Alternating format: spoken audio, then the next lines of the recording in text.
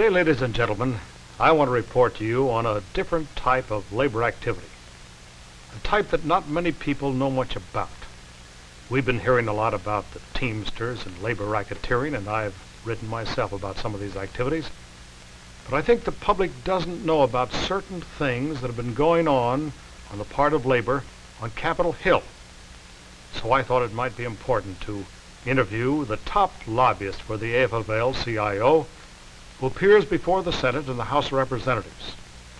He happens to be a former member of Congress, Mr. Andrew J. Biemiller. Mr. Biemiller, it's very good of you to come here and let me cross-examine you.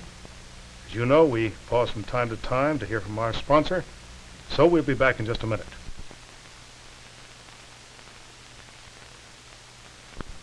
Mr. Biemiller, how long have you been representing labor up in Capitol Hill? I've been up there about 4 years now representing the labor movement. Are you a registered lobbyist? Yes, indeed. I certainly am a registered lobbyist. You operate secretly or in public? Right in public. I don't suppose there's any lobby in America that's more in the public view than is the labor lobby. Incidentally, do many lobbyists evade the Lobbying Act and work secretly these days? Well, there is some number up there. It's hard to keep track of it, but we know there are a few operating always who aren't registered lobbyists. I've been checking on some of them, and I think that some of them are getting away with a little murder there. Well, now, what do you consider to be the most powerful lobbies on Capitol Hill? Well, those that work out in the open, either always in the open or usually in the open, I'd say that you obviously have to recognize the National Association of Manufacturers, the Chamber of Commerce, and their recent allies, the American Medical Association, have been very effective in recent years. On the other hand, they've been stopped dead a few times by the equally effective lobbies of the farmers and the workers. Those, I would say, are the principal groups that you have to reckon with today. Now, if you want to get into specialized groups, it's a little too obvious that the oil lobby has been very successful in recent years. It sure has been. Passage of the natural gas bill last year as an example of that. And then, furthermore, we have to recognize that the public utilities and the aviation companies haven't been any slouches either in terms of accomplishing what they wanted. What type of bills has the AFL-CIO been interested in passing in recent years? Well, we've worked very hard for a lot of different kinds of legislation. We've worked hard for Social Security bills, for minimum wage bills, for bills affecting labor relations, for bills improving our public health service, for taxation legislation, for bills to strengthen the Pure Food and Drug Act. Those are just a few illustrations. Well, let's take up some of those. Why are you interested in the Pure Food and Drug Act? Well, this is obviously the best protection that the housewife has against adulterated food. It's the best protection that all citizens have against bad patent medicines, quackery that goes on in the medical field from time to time. And we have been trying very hard to get an adequate appropriation so that the inspectors in that poor little neglected Pure Food and Drug Administration can really take the acts that are on the book and enforce them. So you're buttonholing congressmen to get more money for pure food and drugs? We certainly have been and will continue. Now, you mentioned public health a minute ago. What has labor done up in the Hill regarding public health? Well, mainly two aspects of it. From time to time, various people who don't understand the functions of the public health hospitals seek to have them cut down in size or obliterated. We have on several occasions helped save those public health hospitals and the great work they have done against cancer and other of the dread diseases of mankind. Likewise, we've also assisted many good, honest citizens in the drive that they have put on to get increased appropriations for the institutes of public health. And we think that the results that are coming from those institutes in research on all of the dread diseases are well repaying the taxpayers for the dollars that go into those funds. You've been trying to get more funds for getting cures for cancer, and not only trying to, but have been getting more funds, and we're very proud of that. Just what do you do to get those funds? How do you lobby? We go before the appropriations committees of the two houses. We argue our case, and then we go out and lobby in the sense that we buttonhole, as you put it a moment ago, buttonhole members of the House and of the Senate, inform them of our desires, and put the facts in front of them. And we find that generally people on the Hill will respond to facts if you have a chance to get them to them. In other words, you appear before committees. Then, for instance, you get hold of the chairman of the Labor and Education Committee of the Senate. Correct. Who is Senator Lister Hill. And you tell him how labor feels about this. Correct. You, as a former member of Congress, know Mr. Hill, I'm sure. He served in the House. Yes, he's an old friend and very fond of him. And how much do you think that you've increased the appropriations for public health? Well, the appropriations for the Institutes of Public Health have nearly trebled in the last decade. Well, how many other things that have nothing to do with wages and hours have you, as a labor lobbyist, been working on? Well, actually, most of our work is on matters that do not primarily deal with wages and hours. Take the whole Social Security program and the Allied Public Welfare program.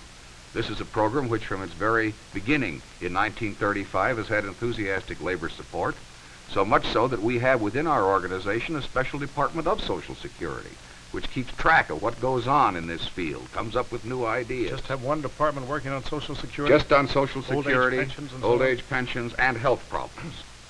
Well, incidentally, the bill of last year, which was passed on Social Security, what did you have to do with that? That bill we regard as our greatest triumph of the past few years. This bill did essentially two things.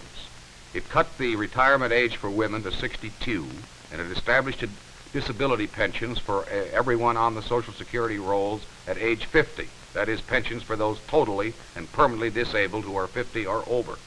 This bill was primarily labor's bill. We conferred with members of the House Ways and Means Committee, and then after we got over to the Senate, with the Senate Finance Committee. We found that we had bitter opposition on this bill. We ran smack into the National Association of Manufacturers, the Chamber of Commerce, the American Medical Association, and the administration. After a bitter fight, we passed it by the vote of 47 to 45. Didn't you have any help from other lobbies? We had some help from the American Public Welfare Association people. Outside of that, no. This was primarily a battle of the labor movement almost by itself. Nothing from the farmers or the veterans? The Farmers Union helped out to a slight extent, but the veterans weren't taking any particular interest in this particular bill. The old age pension people? No, they weren't interested in this bill particularly either. This was really almost a lone fight on the part of organized labor. Frankly, I try hard to cover Congress, but I don't believe that even I was fully aware of that.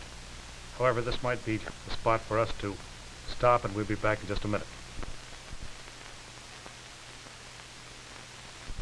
Mr. Biemiller, the farmers are always complaining about labor.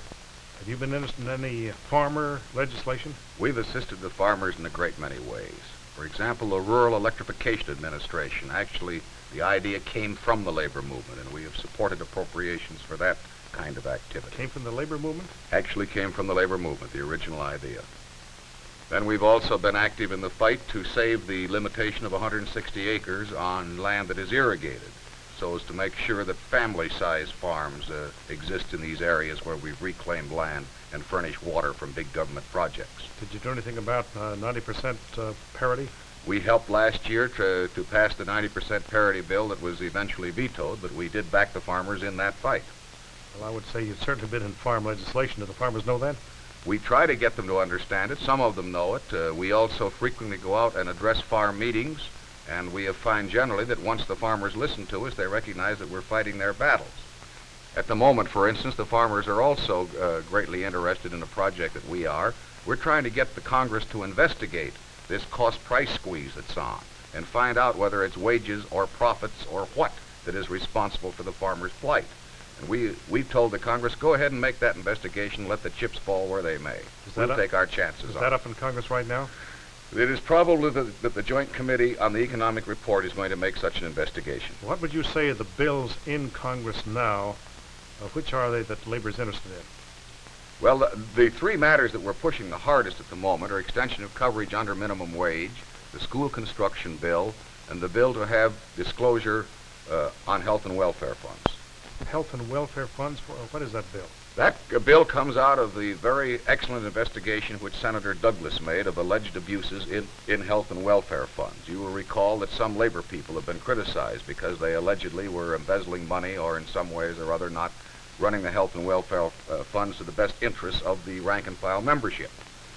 Now, out of that investigation came one thing that we believe in fervently, that if you can throw the light of publicity on how the money comes in, what it is used for, with what insurance companies it is invested, or what other investments may be made with this money, if you can get that money reported in such a way that everybody can see what is happening to those health and welfare funds, we believe that that is the most effective weapon there is to stop embezzling. Well, I agree with you, but who's bucking it?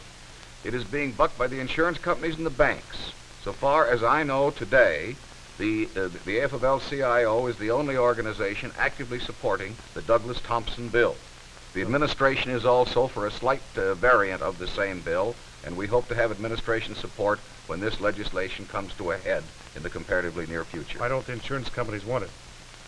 Evidently, they, according to the Douglas report and according to other information we have, they have been up to some bad tricks in health and welfare funds. Well, After all, if a business agent has gotten a kickback, he has to get it from somebody, doesn't he? He sure does.